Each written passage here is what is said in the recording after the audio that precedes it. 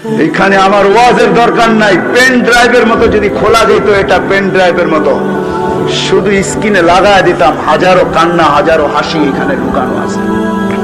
আমরা প্রবাসে চিনি, মানুষের কান্না আমাদের এখানে লুকানো আছে।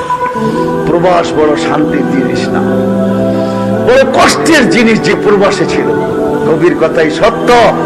হায় হায়, ঈদের দিন যখন আসে तो प्रवासी बोलते था कि ईद के दिन सब मिलेंगे अपने अपने यार से, मैं मिलूंगा दर्द गम की पत्थरी दीवार से। प्रवासी যখন ঈদ আসে না, হায় হায়, আজকে তো ভিডিও কল।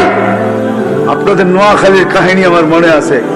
আমি হজে উমরায় গেছি, তো চলে আসবো, ট্যাক্সি ভাড়া করছি, চেহারায় বোঝা যাইতেছিল না কোন দেশের। আমি বৈশাখী, আমি মনে করছি ইন্ডিয়া পাকিস্তানের হবে, নাদুস নাদুস চেহারা, সুন্দর। তো আমি উর্দুতে জিজ্ঞাসা করলাম তোমার বাড়ি কোথায়? বাংলাদেশে। তাহলে আমি বললাম তোমার সাথে তার উর্দু বলে কোনো দরকার নেই। কোথায় বাড়ি? কয় নোয়াখালী। কতদিন এখানে? কয় 25 বছর। বাড়ি গেছো কয়দিন পর পর বাড়ি যাও? কয় 2 থেকে 3 বছর পর। আমি বললাম মাইনা নিলাম 2 বছর পর, তাহলে 25 বছর আপনি 12 বার বাড়ি গেছেন, ঠিক না? তো বলে হ্যাঁ হুজুর তাই হবে। তো আমি বললাম যে আপনি তো জীবনের কোনো মজাই দেখেন নাই। বৎসরে 25 বছরে 12 বার বাড়ি গেছেন। 2 মাস থেকে 3 মাস ছিলেন, 36 মাস।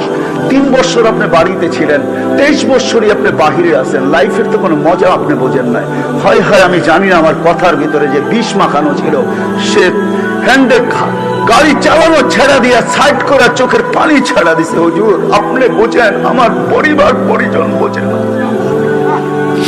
আমার মেয়ে আজকে আমাকে ফোন করছে, তার নাকি ক্যালকুলেটর লাগবে, সায়েন্টিফিক ক্যালকুলেটর লাগবে। একটা ক্যালকুলেটর বাহির হয়েছে সায়েন্টিফিক, তার লাগবে। আমি ট্যাক্সি চালাই, সকালবেলা বাহির হই, বিকালে ফিরি। পোশাকটা আমার নিজের হাতে ধুইতে হয়।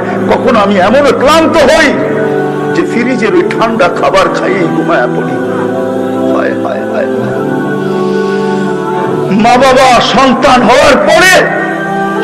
হওয়ার পরে নিজের জন্য বাঁচে না। সাহাবী রাসূল বলতেছিল, ওই দিন থেকে আমার বাঁচা আমি ভুলে গেছি, তোর জন্য বাঁচতেছিলাম। হায় হায়, লম্বা কাহিনী। আমি বুড়া হইতেছিলাম, তুই জওয়ান হইতেছিলি। আমার যৌবন তোর ভিতরে স্থানান্তর হইতেছিল, আর আমি বুড়া হইতেছিলাম। আমার যৌবন তোর ভিতরে ট্রান্সফার হইতেছিল। লম্বা। শেষ পর্যন্ত বৃদ্ধ মনে মনে বলতেছিল, তুই আমাকে বাপ না ভাবতি, একজন হিতাকাঙ্ক্ষিত ভাবতে পারতি যে আমি তোর জন্য কিনা করছি। তুই আল্লাহ রসুলের কাছে আমার বিরুদ্ধে অভিযোগ। আল্লাহ রসুল আব্বাকে দেখেন নাই, কবিতা শুনতেছিলেন আর চোখের পানিতে বুক ভাসতেছিলেন। কবিতা যখন শেষ, তো যুবকের কলার জোড়া বলছে, কুম আনতা ওয়া মালুকা লি আবিকা, উঠ, তুই আর তোর মাল তোর বাপের জন্য, বাপের বিরুদ্ধে অভিযোগ। ঠিক না? ওই সন্তান জানে না বাপের কবর কোথায়, ওই সন্তান জানে না বাপের কবর কোনটা। করুণা ওইটাই দেখায় দিছে চোখে আঙ্গুল দিয়া। ওই সন্তান জানে না বাপের কবরস্থান কোনটা। ওই সন্তান বাপেকে পিপি পরা, মাস্ক পরা, হ্যান্ড গ্লাভস পরা, ওই সন্তান 2 ফোঁটা চোখের পানি দিয়ে বাপকে কবরে রাখতে পারে নাই। ফোন করে বলছে সৎ কাজ আপনারা করে আনেন, আমার বাপের করুণা হয়েছে, আমরা আসতে চাই না। হায় হায় হায়, এটার নামই দুনিয়া।